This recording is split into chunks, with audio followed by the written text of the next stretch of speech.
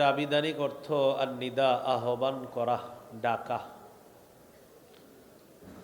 যেমন সূরা বনী ইসরাঈলের 52 নম্বর আয়াতে আল্লাহ তাআলা বলেন, ইয়াউমা ইয়াদউকুম, এদিন তিনি তোমাদেরকে আহ্বান করবেন, ডাকবেন।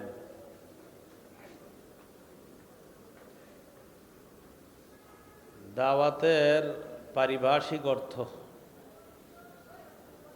শাইখুল ইসলাম ইবনে তাইমিয়া রহমতুল্লাহি আলাইহি বলেন, আদ-দাওয়াতু ইলাল্লাহ হিয়া আদ-দাওয়াতু ইলাল ঈমানি বিহি ওয়া বিমা জাআত বিহি রুসুলুহু আলাইহিমুস সালাতু ওয়াস সালাম। আল্লাহর পথে আহ্বান করা, আল্লাহর দিকে দাওয়াত দেওয়া মানে হলো